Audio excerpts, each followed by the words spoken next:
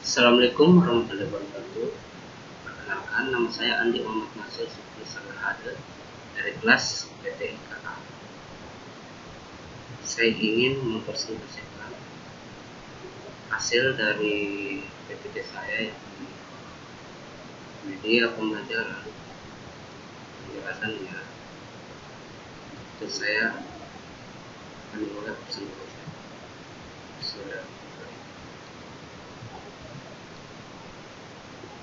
Anda mengetahui tentang media pembelajaran. Media terdiri atas komunikator dan juga komunikan serta media. Media berasal dari bahasa Latin, yakni medium, perantara segala sesuatu yang dapat mengantarkan sumber informasi kepada penerima informasi. Menurut Sudirman, pada tahun 1996 berpendapat bahwa media adalah segala bentuk dan saluran yang digunakan orang untuk menyalurkan pesan atau informasi.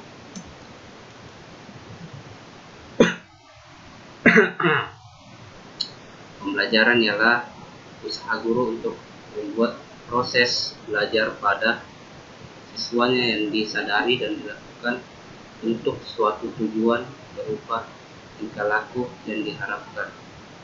Mengenai tata krama, etika, itulah yang dimaksudkan tujuan berupa tingkah laku yang diharapkan. Hakikatnya, proses komunikasi, interaksi antara guru dan siswa, hubungan antara guru dan siswa. Media pembelajaran berlandaskan atas PBM, proses komunikasi,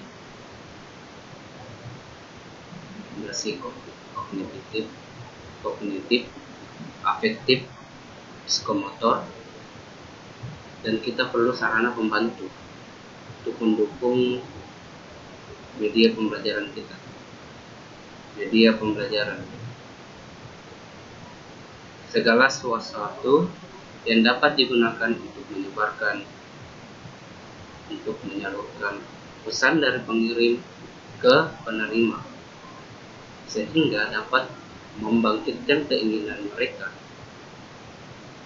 untuk meningkatkan motivasi, merangsang pikiran, perasaan, perhatian, serta minat siswa untuk terjadinya proses belajar mengajar. Media pembelajaran menurut Hamalik di tahun 1994 merupakan alat metode dan teknik yang digunakan dalam rangka lebih mengefektifkan komunikasi dan interaksi antara guru dan siswa dalam proses pendidikan dan pengajaran di sekolah. Penggunaan media dalam proses pembelajaran. Jadi, ini adalah penggunaan media dalam proses pembelajaran apa saja. Kita menentukan pastinya tujuan.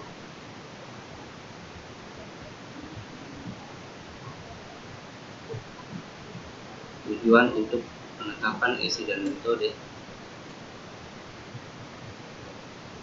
digunakan oleh guru saja, guru dan media saja, dan siswa. Media apakah yang sesuai untuk memberikan pengalaman belajar pada siswa? Kerucut pengalaman menurut Edgar Dale. Menurut Edgar Dale, kerucut pengalaman menurut Edgar Dale dilandasi oleh verbal, simbol, visual, radio, film, TV, wisata, demonstrasi, partisipasi, observasi, dan pengalaman langsung.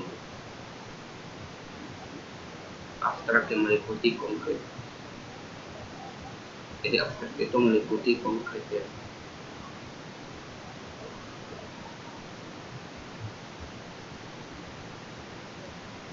Hierarki Hoban dan Sisman. Hierarkinya itu lalu dibentuk dalam Word, diagram, maps, flat pictures, slide, film, realisation.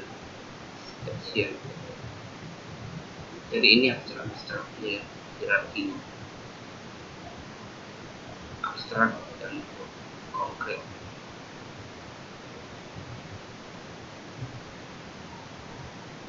Manfaat media dalam pembelajaran.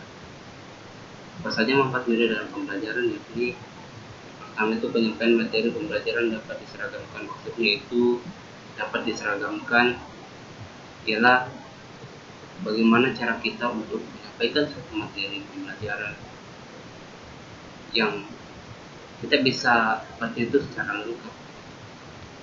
Kemudian proses pembelajaran menjadi lebih jelas dan menarik. Jadi dengan adanya media pembelajaran, proses pembelajaran menjadi lebih jelas dan lebih menarik. Proses pembelajaran menjadi lebih interaktif. Proses pembelajaran menjadi lebih interaktif maksudnya itu kita lebih aktif dalam menangkap suatu ilmu tersebut. Efisiensi dalam waktu dan tenaga. Efisiensi dalam waktu tenaga, jadi waktu kita itu agak lebih dan tenaga kita tidak terkuras, waktu kita itu kita bisa seimbangkan. Meningkatkan kualitas hasil belajar siswa. Dengan adanya media pembelajaran, jadi peningkatan kualitas hasil belajar dari siswa itu sendiri jadi semakin bertambah. Dapat dilakukan di mana dan kapan saja. Menumbuhkan sikap positif siswa untuk belajar. Untuk lebih bersemangat siswa untuk belajar. Merubah peran guru ke arah yang lebih positif dan produktif. Jadi lebih cepat dan akurat untuk memberikan pembelajaran guru kepada siswa. Manfaat praktis media. Apa manfaat dari praktis media itu? Ini dapat menjadi pelajaran yang abstrak menjadi lebih konkret. Cuman dia abstrak bisa menjadi konkret, maksudnya lebih konkret, maksudnya lebih konkret begitu ya. Mengatasi kendala keterbatasan ruang dan waktu. Jadi kita tidak terbatas oleh ruang dan waktu, jadi terbatas pokoknya. Mengatasi keterbatasan indera manusia. Oke, dapat menyajikan objek pembelajaran yang langka dan bahaya ke dalam kelas. Kemudian memberikan kesan yang berarti terhadap pembelajaran yang disampaikan.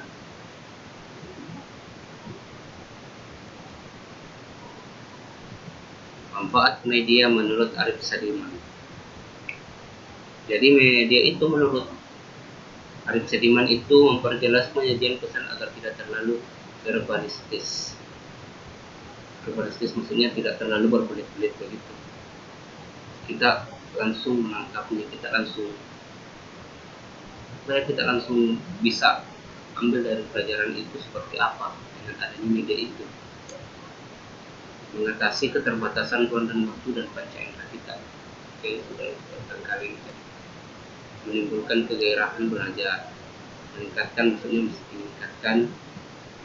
semangat kita untuk belajar, memungkinkan interaksi yang lebih langsung antara anak didik dengan lingkungan dan kenyataan, memungkinkan terjadinya belajar secara individual menurut kemampuan dan minatnya. Jadi kita semakin bertumbuh untuk belajar sendiri tanpa harus kita berkelompok, harus meminta bantuan dari orang lain. Dengan adanya pembelajaran kita bisa lebih mengembangkan pikiran kita untuk bisa menangkap suatu ilmu tersebut, memberikan rangsangan yang sama pada setiap siswa, mempersamakan pengalaman, dan menimbulkan persepsi yang sama antar siswa yang satu dengan yang lainnya. Jenis media menurut Nana Sudjan. Media grafis atau media dua dimensi seperti foto, kartun, magan, komik, dan lainnya itu merupakan media grafis untuk penanganan.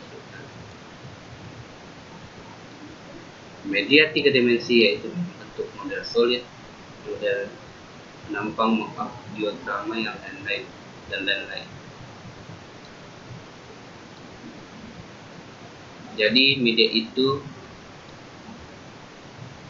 ada yang berbentuk grafis, ada 3 dimensi, kemudian media proyeksi seperti slide, film, OHP dan lain-lain. Dan penggunaan pemanfaatan lingkungan sebagai media pembelajaran dan lain-lain. Jadi model dari media pembelajaran itu sendiri beragam macam-macam. Ada dari grafis seperti dari 2 dimensi seperti foto, kita bisa belajar lewat foto, misalnya Quran.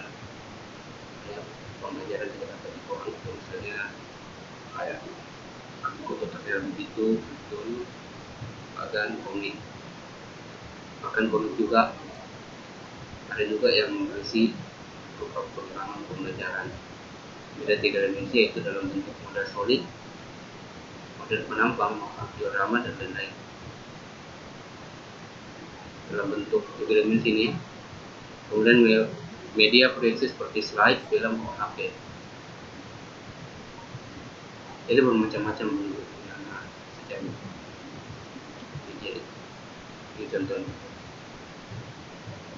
Ini adalah seperti gambar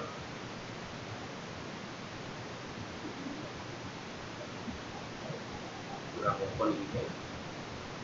Ini ada editor, ini ada kayak gambar dimensi ini. Menurut Scrum di tahun 1980, berdasarkan golongan, media itu terbagi atas ada yang besar dan kecil. Di mana yang besar itu ia adalah mahal dan kompleks. Jadi dia mahal juga kompleks lengkap. Media kecil sederhana dan murah. Jadi dia sederhana aja dan murah. Itu juga cukup lengkap lah. Berdasarkan jangkauannya, media itu terbagi atas media massal, media kelompok, dan media individu. Jadi media massal itu sekelompok, di atasnya sekelompok ya. Dia sudah berkumpul gitu. Kemudian media kelompok itu berkelompok dan kemudian media individu. Pengelompokan media menurut Anderson di tahun 1970. Jadi ini adalah golongan dari media. Bentuk dari audio itu adalah kaset CD, radio, dan telepon. Jadi ini contoh dari audio. Kemudian golongan media dari media cetak itu ada seperti buku, modul, brosur, poster, dan gambar. Kemudian dari perpaduan antara audio cetak itu ada kaset audio dilengkapi dengan bahan tulisnya. Kemudian nomor 4 itu ada proyeksi visual diam, OHP, film bingkai, slide. Dan kemudian proyeksi visual bersuara, film bingkai, slide bersuara. Visual gerak itu seperti film bisu. Audio visual gerak, video, CD, DVD, televisi. Objek fisik itu benda nyata, model, dan manusia. Media, golongan media manusia dan lingkungan itu seperti ya guru, dosen, pustakawan,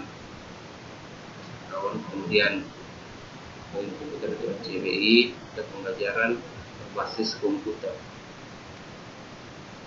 Karakteristik media itu sendiri. Karakteristik dari media itu media grafis dan visual ialah pertama dari mengerti, kemudian kedua tidak terikat atas bahasa.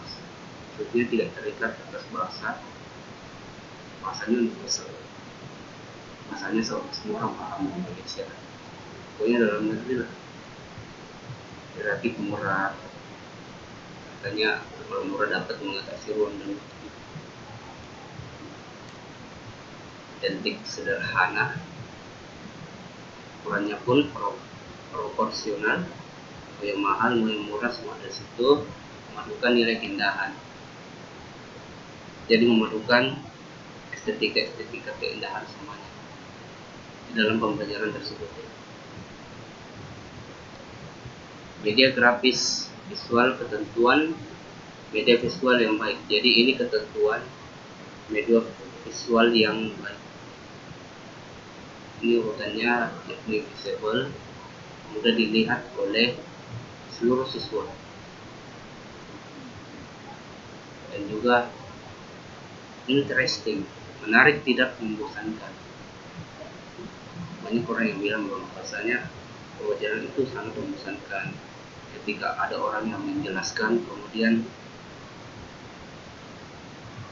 orang itu seperti ibaratnya tidak membaca begitu.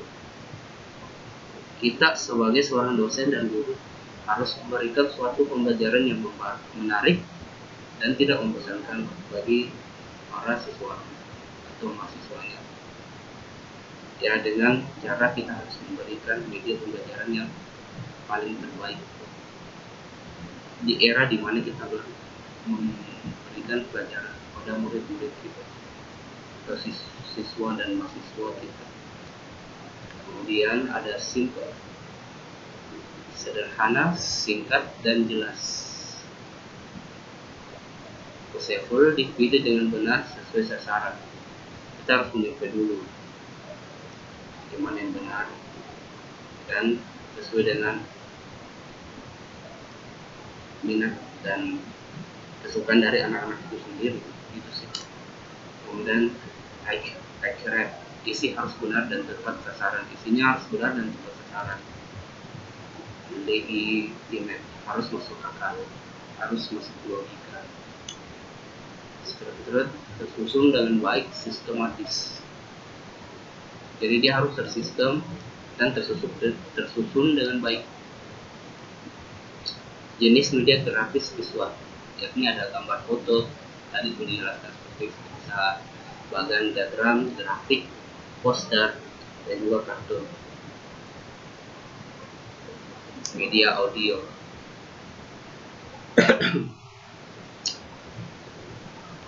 materi yang terekam tidak akan berubah. Jumlah sasaran yang banyak membangkitkan sentuhan emosional di dalamnya. Kita harus merasakan sentuhan emosional tersebut dengan menciptakan suasana imajinatif. Kita harus lebih bisa untuk memvisualisasikan imajinasi kita dalam mempelajari suatu pelajaran lewat media audio itu. Kemudian cocok untuk pembelajaran auditif, bahasa, dan seni suara. Bagaimana dengan media audio visual? Perlukah memilih media? Apakah kita perlu untuk memilih media itu? Kerja apa dalam memilih media? Kriteria pemilihan media. Itu tujuan kita yang ingin dicapai. Sasaran yang akan menggunakan media. Karakter media yang dipilih, waktu pembuatan dan penayangannya, biaya pastinya itu, dan ketersediaan. Jadi ini adalah kriteria pemilihan media, yakni kita harus meliputi bagian-bagian ini, mengikuti arahan